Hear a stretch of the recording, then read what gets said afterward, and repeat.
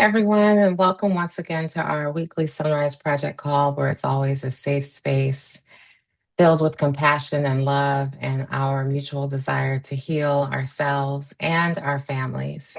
God, grant me the serenity to accept the things I cannot change, the courage to change the things I can, and the wisdom to know the difference.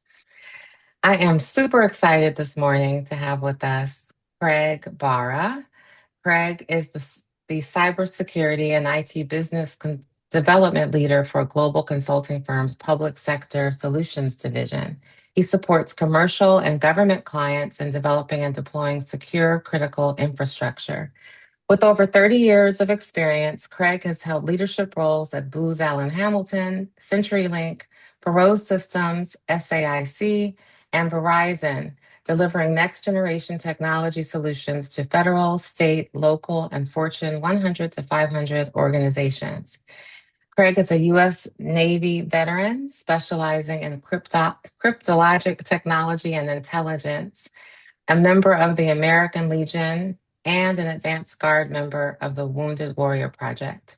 He holds a BS in Business Information Systems, an MS in Cybersecurity, and an MBA from the University of Maryland.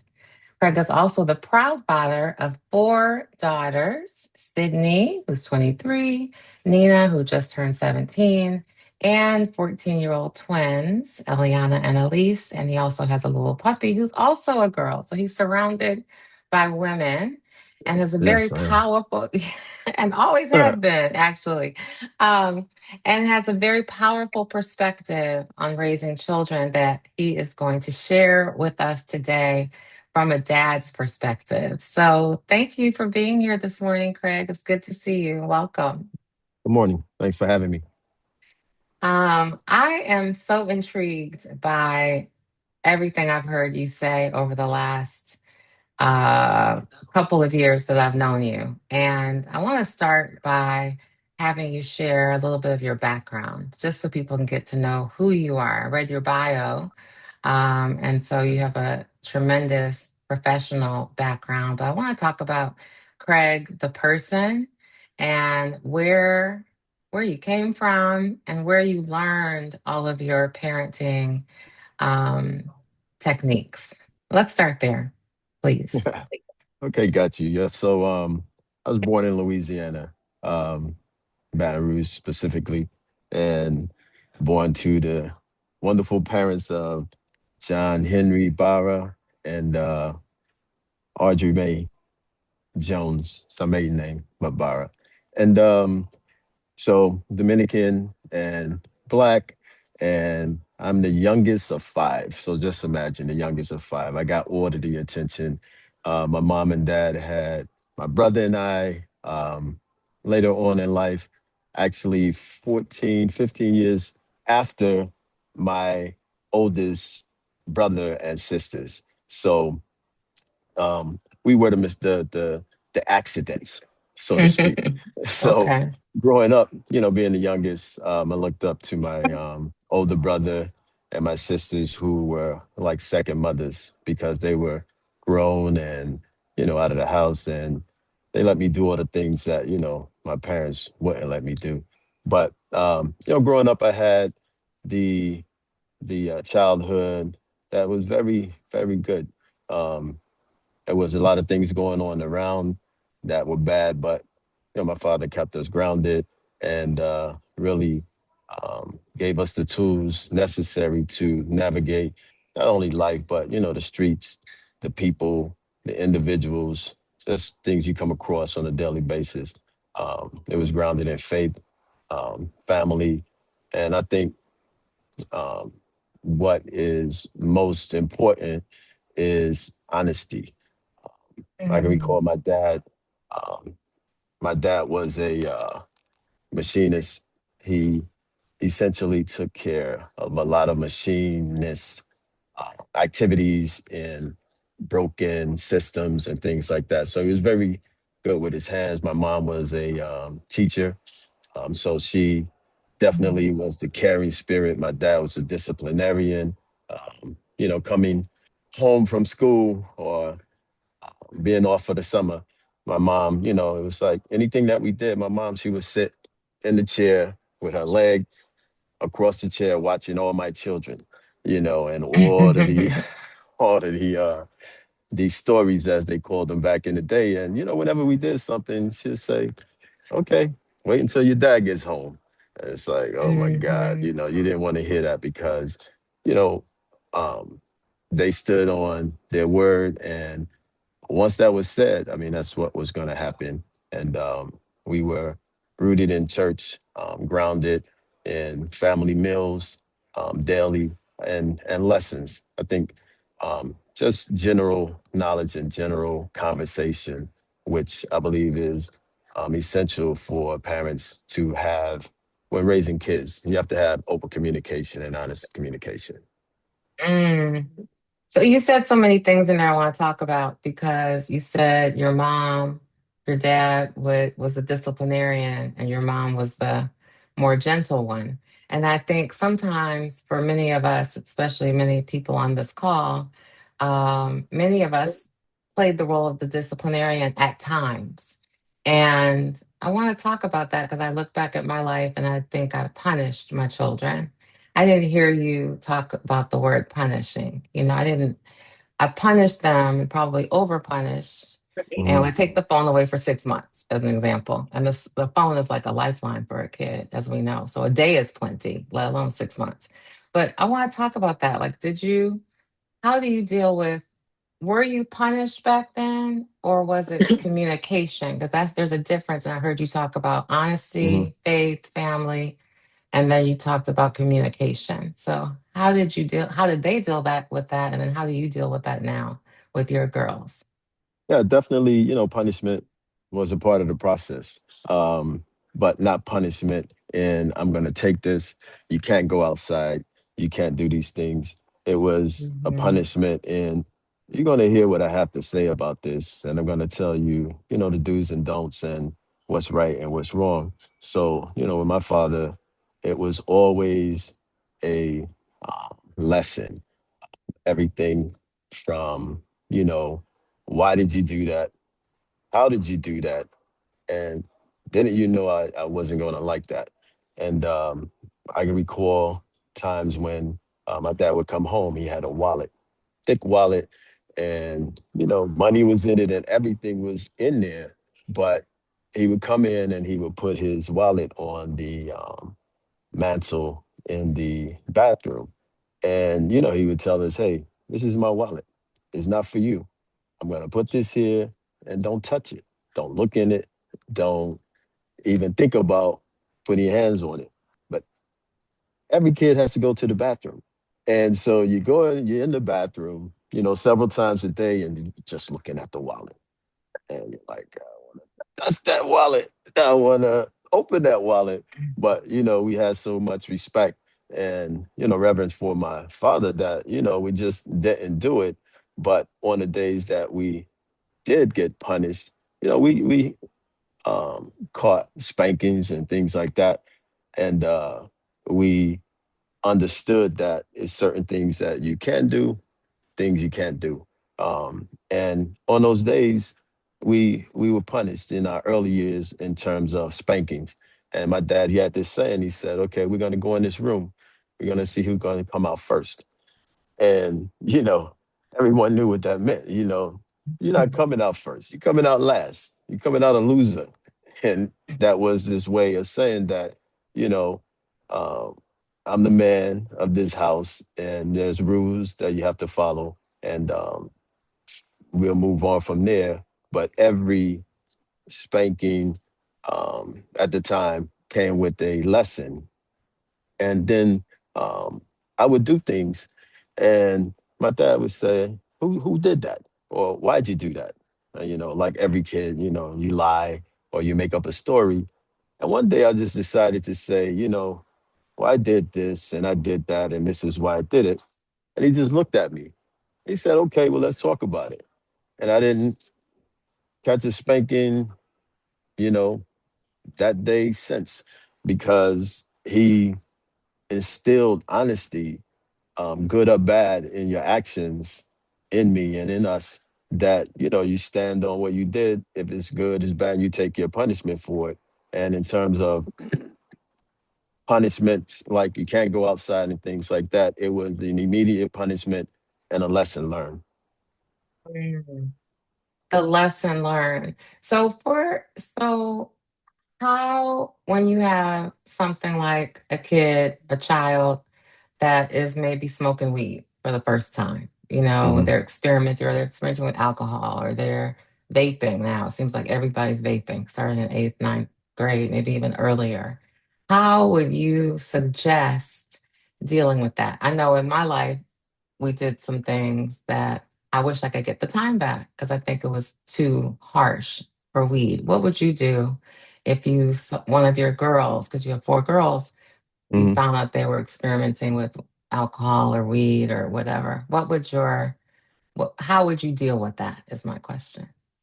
Yeah, I think that a lot of parents, we forget that, we grew up in sort of the same times. I don't think, there's nothing new on, I don't, there's nothing new under the sun, meaning that we've all been there. And sometimes as parents, we, you know, think that we have to really discipline our kids to the point of we forget that we were kids at one time as well. So, I was fortunate to see how my dad handled a lot of things and how he reacted to things, and it was always calm and always inquisitive. Like, well, why did you do that? And not necessarily a harsh reaction. And one of um, my brother, he did everything under the sun, and my dad essentially worked with him and understanding why he did what he did. Moving into my daughters and how they do things, you know, they're like any other kid. They have their share of following the crowd or trying to follow the crowd, and the thing that I always ask him, okay, well, why did you do that? I had a situation where my 24-year-old, when she was younger, and her mom, said that, you know what she was doing? I found something that looked like weed in her, bag, and and she said it was for her friend, and she was like, "What do you think about that?" I said, well, it probably was for a friend, and she probably smoked it too. And she was she was sort of shocked at my response. And she was like, "You're not upset?" And I said, "It's weed." Um, Mhm. for any parent who doesn't understand that weed is a part of our culture, and every kid is inquisitive and every kid is going to try, the thing to, focus on is the why, and why did your kid act in this way? Not necessarily, I'm going to punish this kid, until they can't come outside anymore forever, or I'm going to, take your iPad forever. It's like, no, why'd you do that?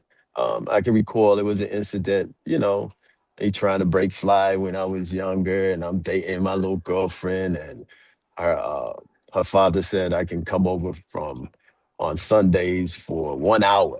It's like 1 hour. What are you talking about? I gotta see this girl. I can't do without this girl. 1 hour. Oh my So, God. we got out there playing together, and I kind of would sneak over and see her. And but her dad came in, and was like, "What are you doing here?" He was a friend of my father, and he's like, "Get out of here, partner." And he said, "I'm gonna tell your dad." So I'm like, "Oh my God." And I walk over to my house, and my dad's sitting there, and he's like, he called me T. He said, "T, what are you doing?" He said, "You look weird." And I said, "Dad, I gotta tell you something." He said, "Mr. Johnny caught me in his house." And he was like, "What? What do you mean?" I said, "Well, you know how he said I can come over there on Sunday for an hour? We decided that we wanted to see each other a little more. So when he was at work, I would go over and, just hang out. And he came home early and he caught me. And he said, Boy, you went in the man's house like a thief in the night." It's like, what do you expect him to do? So you trying to ruin my good name? And Mm, most people would probably react differently. But the thing that got me is my dad said, "Are you trying to ruin my good name?" And mm, that like really got me because it took the focus off of me as an individual, but family. When um, you're in the world, you're not only representing yourself, you're representing your family, you represent where you come from, you're representing your name. All you have is your name. And so I was happy to be out of there. My dad said, okay, we have to go and apologize to Mr. Johnny. I'm like, what? I had to go back over there. I had to go back and sit with Mr. Johnny and apologize to him as to why I was there. I knew what the rules were, and how what made me think I can just come into his house when he wasn't there. And it taught me a very valuable lessons on both sides. It's respect. Um, you have to teach your kids respect, not only for themselves but for others and for others people's property things. You just can't do what you want in life. And it also taught me that I have to have respect not only for myself but for my family. If you teach your kids to have respect for the family unit, um, when they're out and about in the streets or wherever they may be, um, they're going to know that, you know what, I can't do this. My dad is going to, like he's going to get me, and it's gonna be a problem. Another story I'll mm, share. I can recall going to a party. My dad, told me I can go to this party in the rough neighborhood, a rival neighborhood, and he said just stay in the party. And I'm like, okay. Again, wanting to be cool, walking down, the block, talking to different people. And, I had, a little friend of mine walking with. And my dad would do things like that just to let us know I'm in the area. You have to have, um, not instill fear, but instill what I would call respect. Some people say, I'm going to instill the fear of God in my kids. And some of it's fear, but it has to translate over to respect. And so I'm walking down the street thinking I'm cool and I'm cruising. And my dad just casually walked right by me. He didn't say anything to me. He didn't say anything to the girl. He didn't say he walked through the neighbor. He wanted to let me know I knew that you were gonna do what I asked you not to do. But mm, I want to let you know that I'm in the area. And when I got back home, he mm, didn't he didn't say anything to me. But I knew in that moment that, yo, my dad is like everywhere. I can't do mm, not. mm, He's in my head. He's in, my vicinity. You know, all of my friends, they knew that my dad was around. And the same mm, with my mom. And it's not just from a punishment standpoint, but just he was at my football games. He was at, he was involved in everything in my life. When my dad came around, like any other kids, you know, we shooting, whatever. We playing the games and, we're pitching quarters. We're doing all the things that kids do on the block.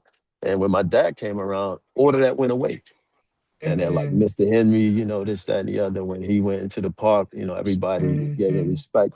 And what I realized is that even kids that didn't respect their own parents, they respected my dad because my dad showed an example of mm, how to lead. A leader doesn't always lead with, a heavy hand or a heavy fist. He gave all of us knowledge. And as long as you're giving your kids knowledge and not only, mm, talking the talk, you have to walk the walk and mm, ensure that they understand that you're not only there to punish them, but you're there to help them and make it through life and understand their mistakes and things like that. So, and yeah. teaching them lessons. So, I want to ask about, um, do you do the same with your children, with your daughters? Are you Yes. like, do And you pop up and show up and make sure they know you're around and all yeah, that? they'll tell you, my 24-year-old Sydney, she's very lively and, you know, really into it with her friends. And so I took her and her friends to a little gym party. And um, I said, hey, go inside, you guys have a good time. But I hung out in the parking lot, just like my dad did, because, kids are going to be kids. You have to keep your eyes on your kids. I hung out in the parking lot. It's like oversight on anything. Most of us are professionals. You go to work and you have employees or teammates that you work with. If you're in charge of something, you have to have oversight. You have to manage Mhm, that mhm, process. You have to manage that project. So, do any of us at work, when you're responsible for something, do we just let our employees run amok? Do we just let our teammates or something that you're overseeing, do we let the teammates run amok? Like, oh, I'll get that to you tomorrow. Oh, yeah, this is due tomorrow. And we have a meeting today and Jimmy didn't show up or Jimmy isn't doing what he's supposed to mhm, do. So my theory on that and what my father showed me is that you have to manage your kids. You can't just say, don't do that. You have to manage them and let them know that you're involved. You're not just, mhm, it's not just words. So back to the gym jam. And so I'm sitting there. She must have been in fifth grade, sixth grade. And she always had her little phone. Because, I'm in technology. So she always had a phone ever since she was maybe 5 and had her little phone mhm, and her, she had a credit card. They all have credit cards in case they need something. And, either buy something. So she had a little credit card and I guess she's going to try to floss with her friends. So I see them come out of the gym jam and she's walking um, down the street. And I'm like, where are they going? And I didn't say anything. I got out my car and I walked behind them. But, far enough where I can see them. And they weren't doing anything and they walked to the 7-Eleven. And in that moment, so they're in there and she's got her credit card and, she's flossing. She's like, yeah, get you some chips, get you some chips, get you a, she's like Oprah, and you get a drink, and you get a drink, and you get chips. It's like, yo, what's going on here? And so I'm there. I'm like, yo, she had it out. I'm not Oprah. We can't. You get soda. And what's happening? This is essential. His credit card is for essentials here. If you need something. So I walked like my dad. I walked in the 7-Eleven and I positioned myself where she could see me. And she'll tell you, she looked at me, but she wasn't afraid. The same way I wasn't afraid of because we have a relationship. She looked at me, but in that moment, she knew I messed up. I shouldn't be here. He got me. And so I looked at her. I didn't embarrass her in front of her friends. I let her be Oprah for the day. And I looked mhm, in her eyes and I walked out. And she knew, she was like, hey, wrap it up. We got to get back to the gym jam. mhm, And mhm, you know, I saw them go back mhm, and I waited for them and they got in the car. I didn't say anything to her friends. Because the thing that parents have to understand too is that you can't, just embarrass your kids, especially I learned that at home, but in the Navy, we say, praise in public, reprimand in private. You have to mhm, praise them in public and reprimand in private. When you embarrass your kids in front of their friends, it's heavy. It's a bad mhm, thing because their friends or their life. It's like somebody. It's like your boss walking up in a meeting on your job and screaming at you. Who's going to mhm, tolerate that? And I always tell parents, kids have feelings too, and kids have rights. Sometimes, especially in the Black mhm, community, we think that kids are supposed to listen, listen, listen, and don't have a say. But kids have rights, and kids have to feel heard. So, mhm, at that moment, and we talked, and we got home, and I said, Sydney, I said. you was Oprah. You was in there dishing it out. I said, I didn't know that you had a job. She's like, well, she said, I don't have a job. I'm like, yeah, no, that's my money that you just spending. And, what are you talking about? What are you doing? So this is what you do with your credit card when you say you needed to buy. She said, well, sometimes my friends, and this is the wild thing about having conversations with your kids and what you taught them instead of just looking at punishment. She said, but daddy, you taught me to, be loyal and nice to my friends. Some of my friends, they don't have money and, they didn't have this and they didn't have that. So, you told me that when you were younger, your dad said, hey, you couldn't eat chips if your friends didn't have chips. You know how all of us, remember when you had your friends over, boy, if you don't have enough of your friends, put it back in the refrigerator, or, don't eat on your friends and things like that. And in that moment, just imagine if I had just really went all in on her because although she was breaking a rule, she was also doing something that I taught her. She was enacting and doing the things that I instilled in her, where her friends didn't have the things that she had, and she was being generous with her friends, like I taught her. So just imagine if I would have just rah rah, what are you doing? You, she would have been Which is crushed. what I would have done. I would have embarrassed her in front of her friends and taken her right home. They wouldn't have gone back to the party. I would have done the exact opposite and taken the Yeah, phone and the credit card for a year. right, right. So I think parents, instead of reacting out of fear and out of um, demands on what your rules are, you should ask questions, be Mm, inquisitive, because in that moment where you think your kid is doing something wrong, they're actually doing something right, something that you instilled in them, mhm, something that you taught them. So you have to be very, very careful when um, mhm, dishing out punishment or even mhm. reacting because it's all intertwined. Um, Right. and the And I, same just recently. So uh, Nina just turned 17. By the way, I'm in the city. And New her and her York friends wanted City. to come. Yeah, New York City. Her Mhm, city friends wanted to come to the city and hang out. And we went over to mhm, Brooklyn Chop House, all that. And so um, they had a bonfire she wanted to go to um, Thursday. I guess I got back home Thursday. Yeah, Thursday. And so apparently something happened and all the kids had to leave the block. And of course, I guess I'm not necessarily the cool dad, but the understanding dad. So I hear the um, garage door go up. I hear the alarm. And I'm like, what's going on? I'm in cybersecurity. I got cameras. I checked the ring camera and I see like 6 kids in my garage. mm, Now, again, most parents be like, what? It was 12 o'clock at night.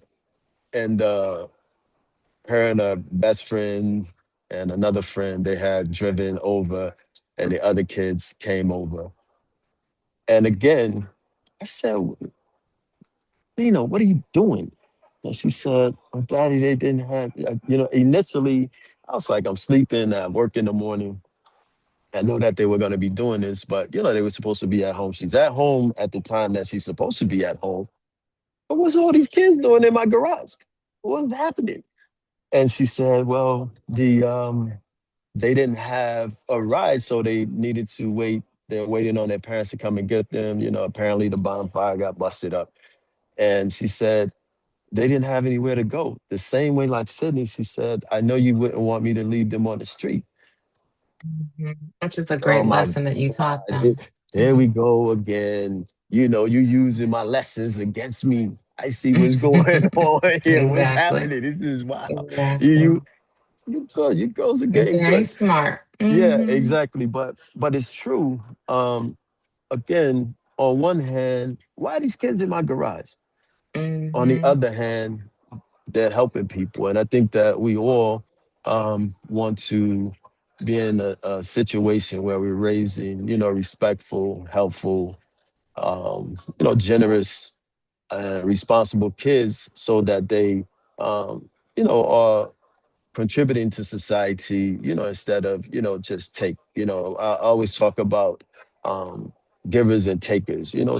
There's takers in life and there's givers. You want to make sure that your kids are givers, but I also teach my kids about scammers and, people who are just out to take things from them. So, you have to not only be aware of what's happening around you and aware of um, how to be nice to people, but never be a sucker. Be nobody's sucker. Never be a And sucker. never be a sucker. And they know that. Ever since Sydney was little, we would be walking on the street. We're walking on the street. And she's like, Daddy, that's a scam, right? That's a scam. They think we not suckers. That's a scam. And I'm like, yeah, That's we funny. you lead with love, Right. So but you you taught lead them with, all these lessons. yeah, ever since they Sorry were to cut you kids. off. I think I want to, I'm sorry, real quick. I think I sent you some um, photos of when they were very little in the city and, taxis, or I teach them how to ride the bus, the train, because I don't believe in raising naive kids. And my dad was the same. When I was younger, going back to my father, we hung out with my dad. It's back in the day where, no seatbelts, things like that. So mhm, when my dad went to the bar, we went to the bar. We hung out in the kids section, Miss Pac-Man. So I'm seeing mhm. everything that's going on. And my dad would tell me, see, this is happening, that's happening. And I think a lot of times when parents try to shield their kids from life, you're actually hurting them. Going back to weed, Right. my dad didn't shield me from weed. He's like, this is weed, this is drug.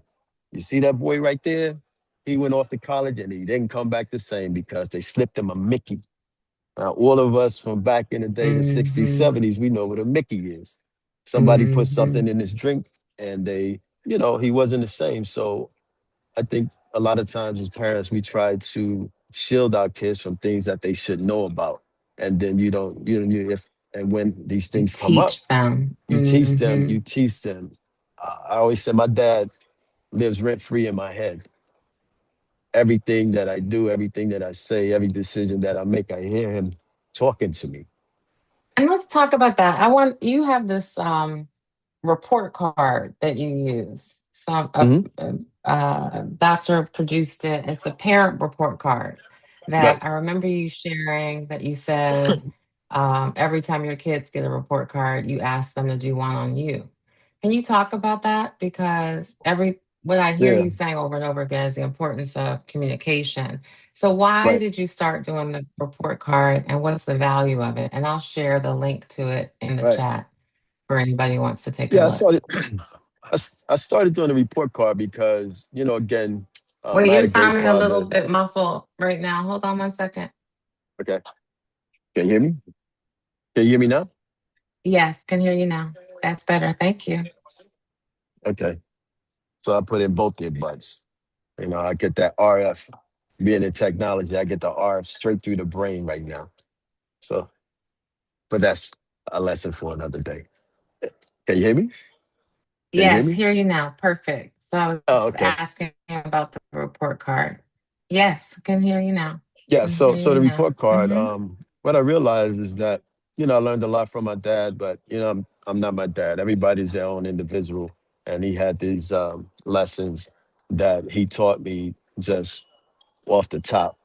And he had these things that he would do with me every day. I didn't realize that he was teaching me and he was also asking me how he was doing. And then I recall um, two of my daughters, they have 504 plans and they had, Mm-hmm. Mm-hmm. some reading deficiency, math anxiety, and things like that. And as I'm working with them through all of these lessons, it was always, you know, coming from the administrators or educators, is that all I got was like feedback on them and feedback on how they were doing and weren't doing. And but I always go back to what I was um, taught. And we as adults, leaders, and things of that nature is always, a directive. And Mhm. strong, I think strong leaders and parents who want to be better, you have to shine a light on you. Like the birthday song in New York, shine a light on them. Shine a light. You got to shine a light on yourself. You got to shine a light on yourself and say, am I giving my kids every opportunity to be their best? And so it's hard sometimes to shine a light on yourself and say, hey, you know, how am I actually doing? I'm giving all these directives, but how am I doing? So I did my research and I found this report card online. It went from everything to, communication style, um, how I keep the house, everything from does your dad keep the house clean? Um, does he keep his word? Does he um, work with you? And does he listen to you and things like that? So I was like, oh, this is cool. It's actually a 10-page report card. So I say, who am I to, require all these things of my daughters, some a couple who have 504s and they're really trying hard. So I wanted to know, and I wanted to be in the to give an army term, foxhole, although I'm Navy, to be in the foxhole with them and say, well, how is daddy doing? How is daddy helping you? How am I um, helping you be your best? And they kind of looked at me because as a kid, they immediately thinks, okay, what's going on here? Is this some sort of flim flam? What's the deal? And what they came to realize, and also what I instill in my kids, and what parents should strive for is trust. They realized when I told them, like, hey, you can just tell daddy what's up. Tell me what I do wrong. Tell me what I don't do right and things like that. So as we're going through the report cards, of course we want A's, everybody wants to, be on top. But, I had some dings on there and I'm like, whoa, I thought I was pretty good in that area. And one of the things that I um, realized that I struggle with is when things are a little tense with me or tense in a situation, my volume goes up. And it's like, yo, it's just like, just kind of being on the block and things like that. And so my volume goes up. And they said, Daddy, sometimes, you talk loud. You say this and you do. It's like, can you just sometimes, tone it down a little bit? And I'm like, that's how I talk. What are you talking about? That's just how I talk. And but anyway, um, I found I got some interesting feedback, and that helped me continue in that process. And my daughter Nina, who's very, animated, and she's like, "Can I say whatever I want?" I'm like, "Go for it." And it's a great tool Mhm. for parents to use, and that I tell my friends that they should use because you never know what you're gonna the feedback you're gonna get back, and also it Can I translates just add in to. here real quick? It gives you, Mhm. I put it up on the screen real quick because I wanted people, if they are looking, they can see it's a simple sheet that gives you an A, a C, or an F, and they grade you. And if there's anything lower than an A, there's a space that says if you could have your parents change one thing today, what would that be? Because you talked about just now how important it is for communication. And what I Right, also find, and I love the questions on here, there's 22 questions, like everything from my parent told me they love me in the past week to right, my parent is which is able big. to admit when they are wrong, Right, which is exactly. You also you have to big. lead by example. I mean, it's some people they can't do that. They Right. change the goalposts, meaning that you know, okay, well, I told my kids that they were gonna be off punishment, for parents who punish. day three, and all of a sudden you want to add on a day just because somebody looked at you wrong. Yeah. It's like at least she wanted to cook Dave's hot chicken, and I had to fry Dave's hot chicken because now from my standpoint, he's like, well, Dad, I'm gonna make Dave's hot chicken because the last time we went to Dave's hot chicken, you said you wasn't spending $90 on chicken no more. And again, how can you argue with that? I told them I'm not spending $90 on Dave's hot chicken. She said, okay, well, can you help us make it? Now I have to clean up Dave's hot chicken and things like that. So I did, I worked with them, showed them how to do that. But again, you have to really be careful in how you communicate with your kids because on one hand, they're doing things that you ask. On the other hand, they may be doing something wrong, and you can't move the goalposts. You just can't, compound um, punishment. Um, and Right. all of us on this call, we see injustices done to our people every day, and people getting heavy sentences. We all grew up during the crack era, and I have friends, they still in prison and things like that. Hmm. And we're quick to say, well, why the government doing this to, my friend, or why did this happen, and why do uh, our Yeah. people get punished for a heavier punishment for crack when the other side they don't get punished as much, or this person got this punishment and that person Hmm. got that punishment. It's like, well, why can't we have that rationale with our kids? What makes us That's think right. that we can just be the judge, the jury, and the executioner? Talk to Because the that's what we kids. do. Yeah. I'm smiling because I'm like, that's what I did. I was very much the judge, the jury, the everything. And I was raised, you speak when spoken to, you do what you're told. I didn't teach communication. And I'm clear on that and I can Right. see that now. But I have another question that I want to make sure we have time for people to Mhm. share or ask you questions. Um, what I think is so interesting and I observe as you being a Navy veteran, you're very disciplined. Mhm. And yet you also laugh a lot with your children Yeah. and you have fun all the time. So, how do you blend, or to help me understand how we can blend being strict and having boundaries with being approachable and fun? That's part one. And part two, you mentioned the word trust, and our speaker last week talked about how it's important for our kids to trust us. Do you think your children trust you? So it's a two-part question. Mhm. Yes, I think they definitely trust me. I mean, even we're in the city right now, and like I said, I don't believe in raising live kids. And they've been to Bronx, Brooklyn, Queens, everywhere. And when they were younger, if I stopped, they would be stuck to me. They're like run into me like dominoes falling. And but yesterday, I told them, I said, "Hey, okay, girls. Um, Daddy's taught you a lot," and they wanted to go to somewhere on the Upper West Side. And I said, okay, I'm not going. And they looked at me and I said, you guys, I'm going to be right here. You guys go. This is how you get there. And, I'll be here when you get back.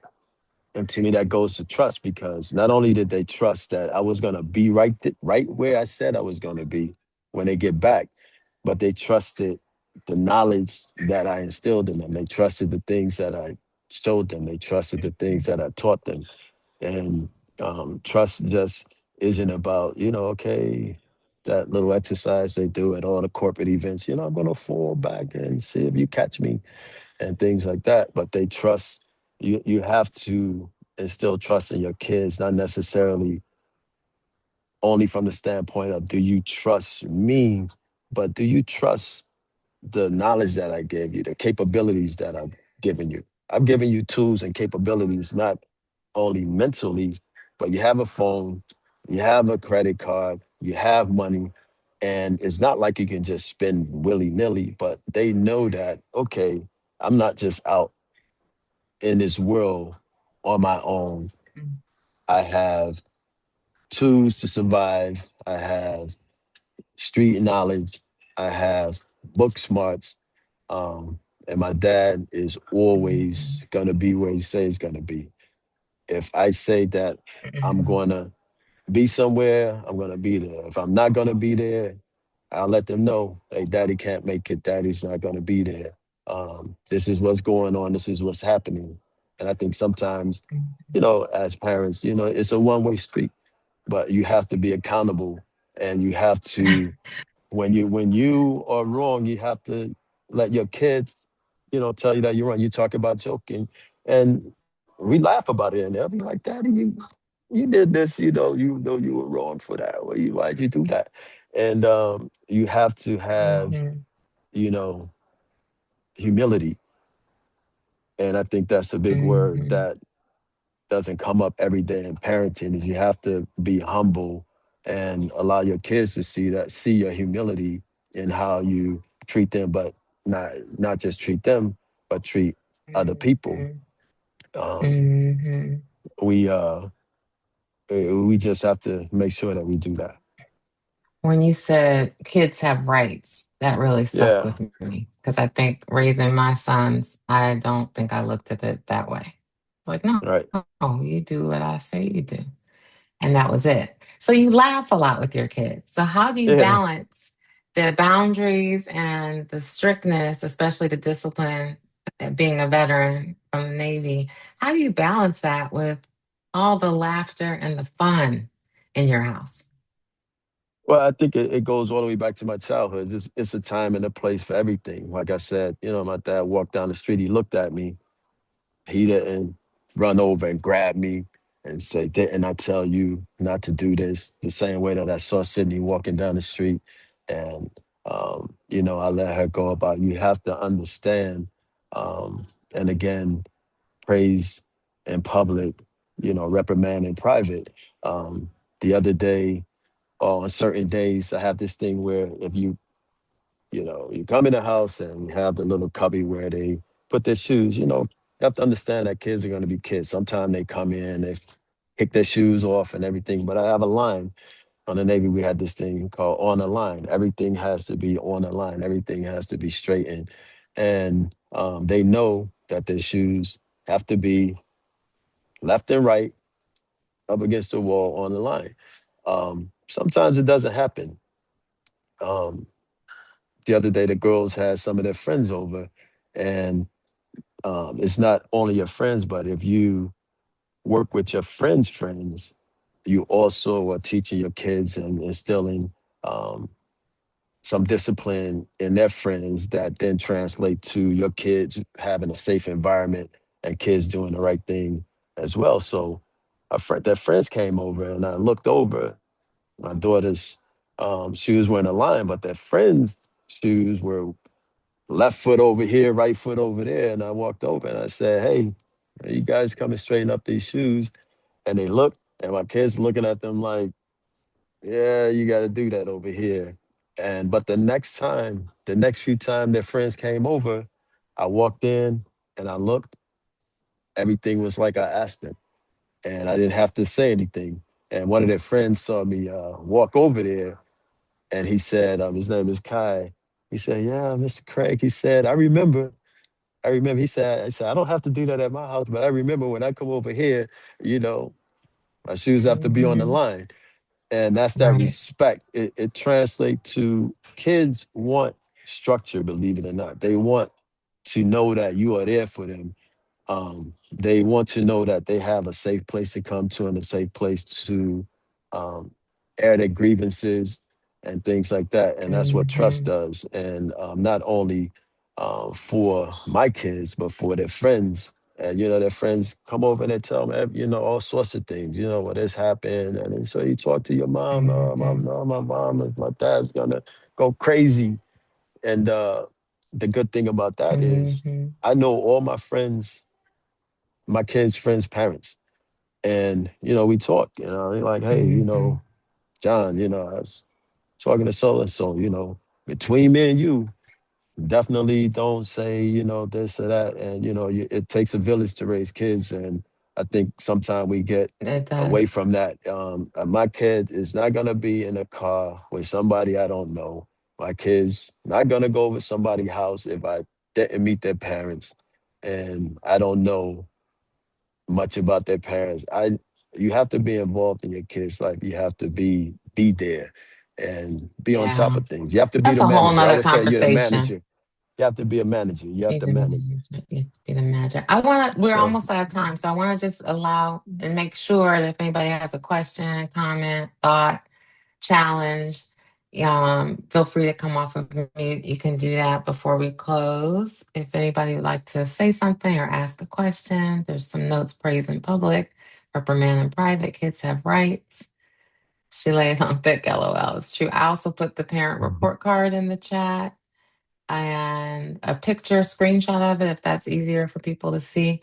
Does anyone have any questions or comments or anything you might be dealing with today that you want some advice on, perspective on?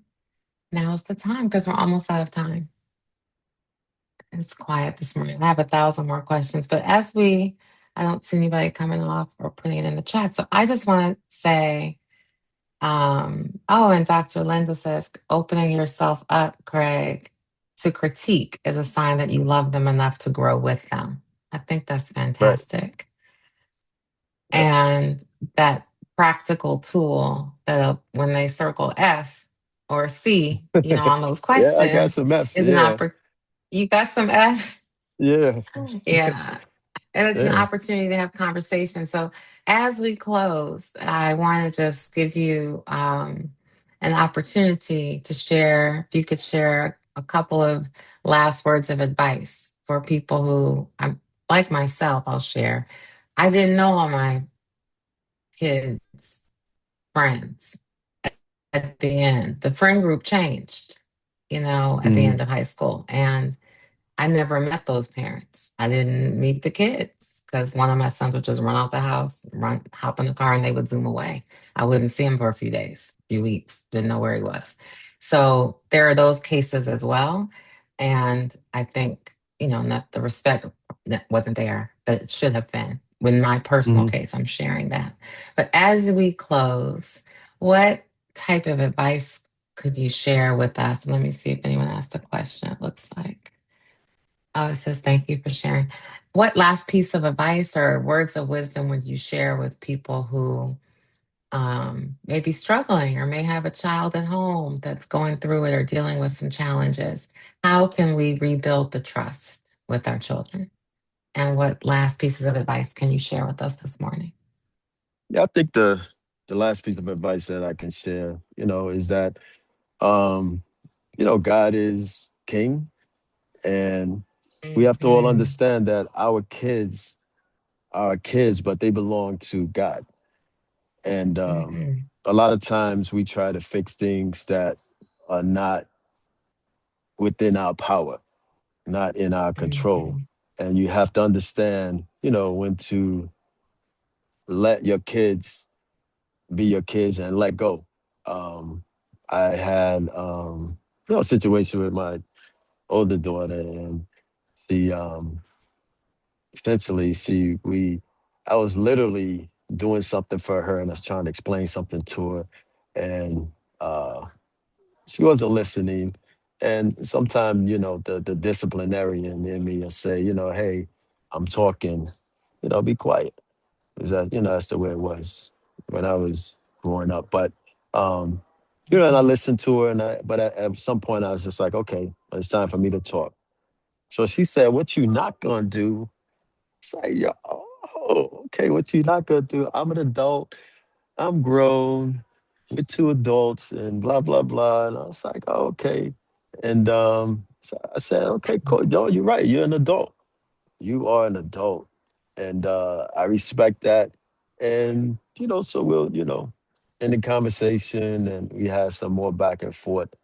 Um, and this was in a situation where I was giving her uh, some funding for something, and and I was like, okay, well, I get it. You're an adult, and we didn't speak for a little bit, and she called me um, all excited. She had this thing she wanted to do, and she had an intro. Hey, Daddy, you said that I can call you anytime, and just make sure I give you a heads up, and this, that, and the other. And I said, "Are you calling to ask me for money?" And she's like, "Yeah, well," I said, "Well, what you not gonna do is call and ask me for money after you told me you were an adult and we're adults. And adults do these things and adults handle things like that. So you can't also you can't be afraid to let your kids know you have to stand your ground. And after a certain age, no, they are adults. You have to cut the Mhm. biblical cord. You can't um, be a helicopter parent. You have to let kids learn from their mistakes and trust. You have to trust that you Mhm. gave them the tools to make it in life. And Right. unfortunately, you have some kids that don't make it there. And that's one thing that I learned from my mom and dad. Definitely my father. My dad always said, my older brother, he said, "I let that boy get away from me."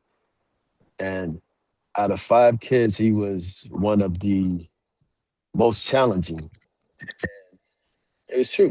I watched my dad, my brother did everything opposite of what my brothers and, me and my brother and my two sisters did. He was like that kid. And so I do know that you can have kids are different. That's the other thing. Kids are different and you can't treat them all cookie cutter. Um, and quite frankly, you're going to have situations where you may not be able to save your kid. And you have to know when to let go and understand that, Mhm. you know, there's lessons that every individual, not just kids, but people, no matter what the relationship, that you have to be able to walk away and understand that you did the best that you can do. And that's all you can do. And let Mhm. God do the rest. Mm. That's fantastic. That's a beautiful way to wrap up. Let God do the rest. It's like let go and let God. Thank you so much for sharing and opening up and giving us such great, valuable tools and lessons this morning. Really appreciate you being here. And I'm going to turn it over to Dr. Vicky, who will close us out in a prayer this morning. Thank you. Thank you, You're welcome. Craig. This was really You're welcome. great, great insight. Thank you, Kelly and Dr. D, for this platform that continues to be a blessing to us every week. God, we thank you for this day that you've given to us, and we're grateful and choose to rejoice. And we give you all the glory. Thank you for the wisdom that was deposited into our community today through Craig, through a father's voice. Thank you for the blessing that he is to his daughters and his family, and the blessing he has been to us here today. Allow us to know when to let go and when to speak and when to be quiet. Thank you for the reminder that communication is key and that it's never too late to do the right thing. We bless you, we honor you, we thank you for the privilege to be parents. Thank you for grace to be better people and to help our children become the best version of themselves. Now, bless us as we go through the rest of this day and the rest of this week and bring us back together again on next Sunday for another powerful sunrise session. We give you glory and thanks for all of these things. In your name we pray. Amen. Have a Amen. powerful day, everyone. Amen. Have a good one. Thank you, everyone. Bye. Bye.